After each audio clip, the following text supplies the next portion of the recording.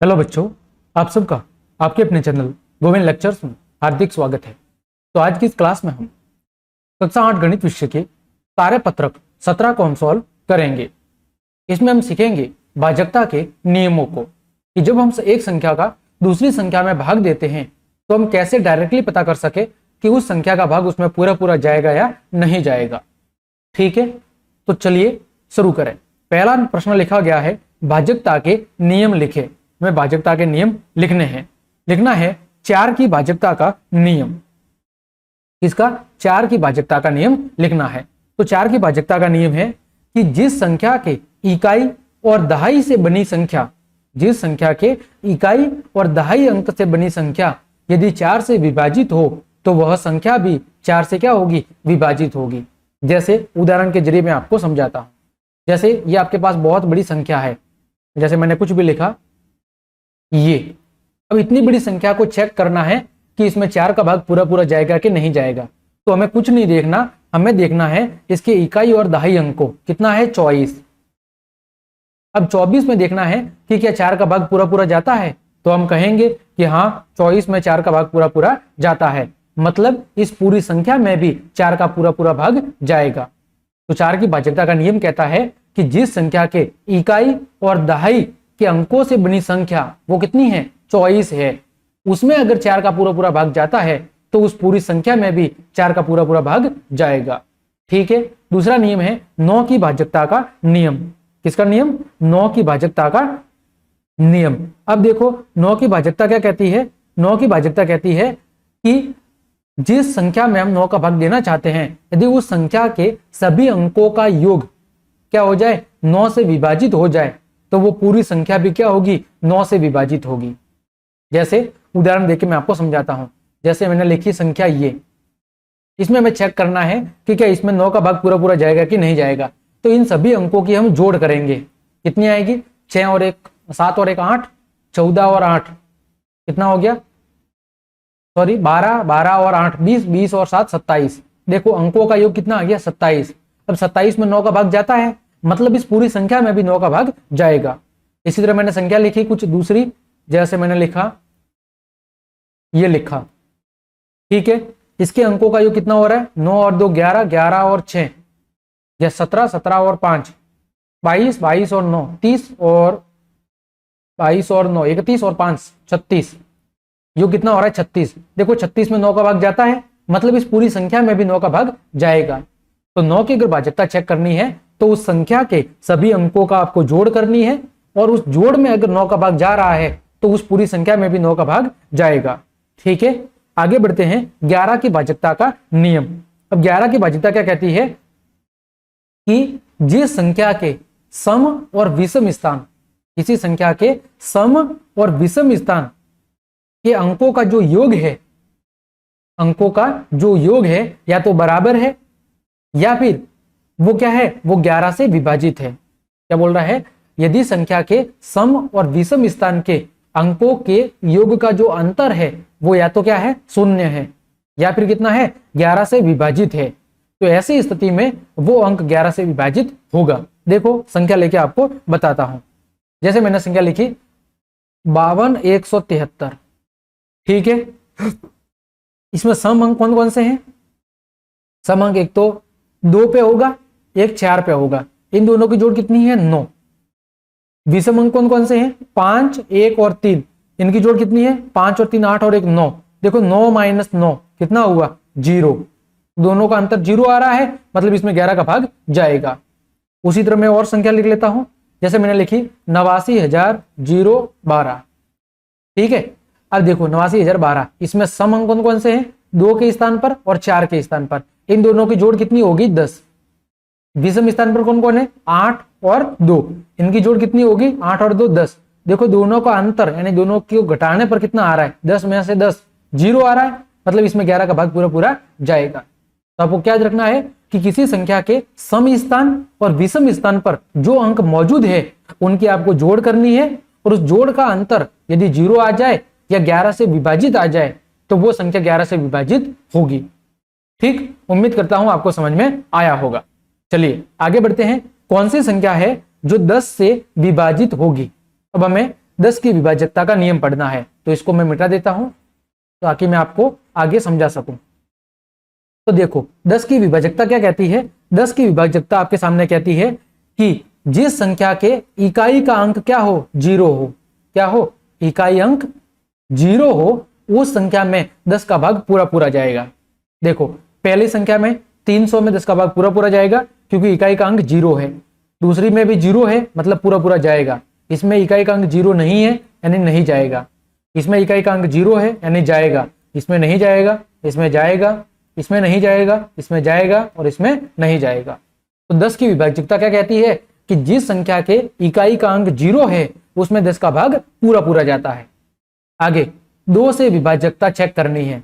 तो 2 से विभाजकता चेक करने का नियम क्या है वो आपको बता देता हूं कि जिस संख्या के इकाई का अंक क्या हो, इकाई का अंक, इकाई का अंक अगर 0 है, यदि 2 है, 4 है, 6 है या 8 है तो उस संख्या में 2 का भाग पूरा पूरा जाएगा।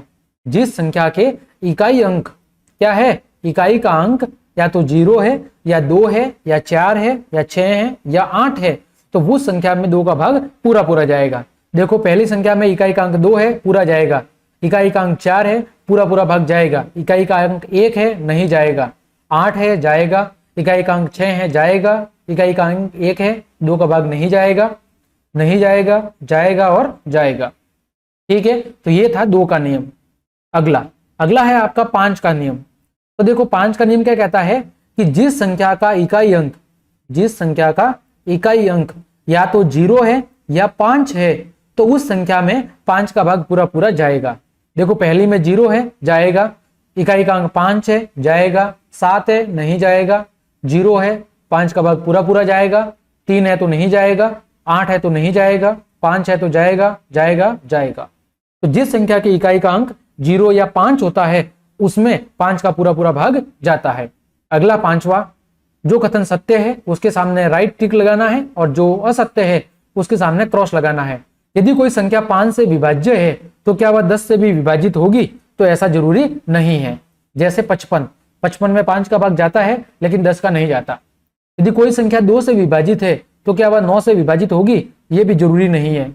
जैसे 6 के पाड़े में हो गया 30, 6 का भाग जाता है लेकिन 9 का भाग नहीं जाता। यदि कोई संख्या 8 से विभाजित है तो क्या वह 2 और 4 से होगी? ये बात सही है। जैसे कोई संख्या 48 है, उसमें 2 का भी भाग जा रहा है, 4 का भी जा रहा है, तो उसमें 8 का भी जाएगा।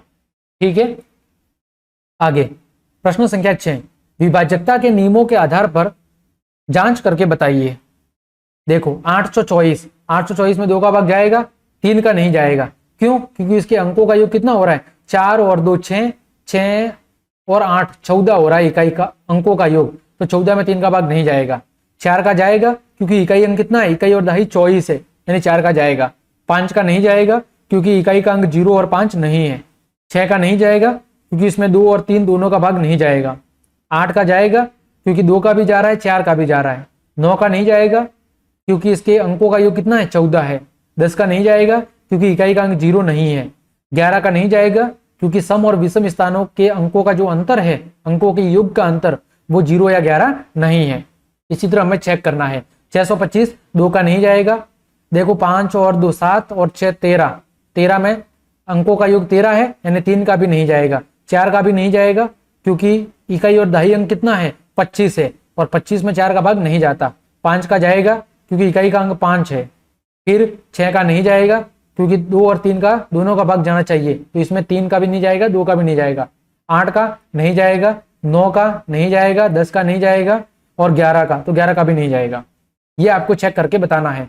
529 देखो इकाई का अंक 9 है तो 2 का नहीं जाएगा। 3 का, 5 और 2 7 और 9 16 है यानी कि 16 में 3 का भाग नहीं जाएगा। 4 का नहीं जाएगा क्योंकि इकाई और दहाई अंक कितना है? 29 है। 29 में 4 का भाग नहीं जाता है। 5 का भी नहीं जाएगा क्योंकि इकाई का अंक 0 और 5 नहीं है। 6 का भी नहीं जाएगा क्योंकि 6 के लिए 2 और 3 दोनों का भाग जाना चाहिए। 8 का नहीं जाएगा, 9 का नहीं जाएगा, 10 का नहीं जाएगा और 11 का भी नहीं जाएगा। 121 2 का नहीं जाएगा। 3 का, 2 3 4 इकाई का अंक 4 हो रहा है, सॉरी अंकों का योग 4 हो रहा है 3 का भी नहीं जाएगा, 4 का भी नहीं जाएगा, 5 का भी नहीं जाएगा, 6 का भी नहीं जाएगा, 8 का भी नहीं जाएगा, 9, 10, 11 का जाएगा। क्योंकि देखो सम स्थान का योग कितना है 2 और विषम स्थान का योग कितना है 2, 2 में से 2 गया तो 0, यानी कि 11 भाग जाएगा। 680 देखो 8 और 6 14, इकाई का अंक 0 है, 2 का जाएगा, 3 का नहीं जाएगा। इकाई और दहाई अंक 80 है, 80 में 4 का जाएगा, 5 का जाएगा क्योंकि इकाई का अंक 0 है। 6 का जाएगा क्या, 6 का नहीं जाएगा। 8 का भी जाएगा, ठीक है। 9 का नहीं जाएगा, 10 का जाएगा, 11 का नहीं जाएगा। तो ये आपको नियम चेक करने हैं। अगला, रिक्त स्थानों में ऐसा अंक लिखे ताकि संख्या 9 से पूर्णतः विभाजित हो जाए। देखो 9 का नियम क्या था, सम और विषम स्थान के अंकों के योग का अंतर कितना होना चाहिए, 0 या 11 होना चाहिए, या 11 से विभाजित होना चाहिए। देखो 4 और 2 6, 6 और 8,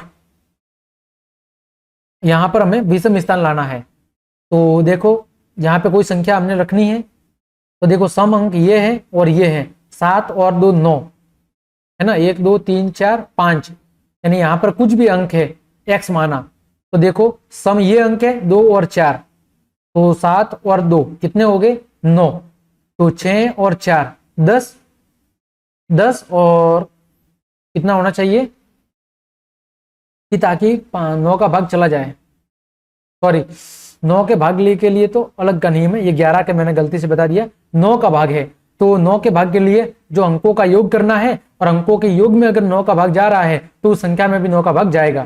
तो देखो 4 और 2 6, 6 और 6 12, 12 और 7, 12 और 7 कितना हो गया आपके 12 और 7 हो गया 19। तो 19 में क्या जोड़े कि 9 का भाग चला जाए, तो देखो 6 और 2 8, 7 और 6 13, 13 और 2 15, 19, 19 तो फिर किसमें जाएगा 19 8, देखो 8 और 7 15, 15 और 6 21, 21 और 2 23, 23 और 4 27, 27 में 9 का भाग जाएगा। फिर देखो 7 और 3 10, 10 और 6 14, 14 और 5 19, 19 और 2 21, 21 पीछे बचा 6, तो 6 और 2 8, 8 और 5 13, 13 और 6, 13 और 6 19, 19 और 7 और 3 10, 10 और 6 16, 16 और 5, 16 और 5 कितना हो गया 21, 21 और 2 23, 23 और 4 कितना हो जाएगा 27। फिर 5 और 3 8, 8 और 5 13, 14, 14 और 7 21, 21 तो यहाँ पर कितना आ जाएगा 6, ठीक है। यहाँ पर भी देख लो 4 और 2 6, 6 और 6 12, 12 और 8 20 और 7 27, इसका योग देखो 27 हो रहा है, 9 का भाग जाएगा। इसका योग कितना हो रहा है 7 और 3 10, 10 और 6 10 और 10 16, 16 और 11 27, इसका भी 27 हो रहा है। इसका भी योग कितना हो रहा है 27। तो इन सभी अंकों के योग में 9 का भाग जा रहा है, अतः इन संख्याओं में भी 9 का भाग पूरा पूरा जाएगा। तो इस प्रकार हमने आपके कार्यपत्रक 17 को बहुत अच्छे से सॉल्व कर लिया है। उम्मीद करता हूं सारे नियम आपको अच्छे समझ में आए होंगे। तो क्लास देखने के लिए आप सभी को धन्यवाद। यदि आपको मेरी क्लास पसंद आई है तो फिर लाइक कमेंट शेयर और सब्सक्राइब जरूर ठोक दें। आज के लिए इतना ही। जय हिंद, जय भारत।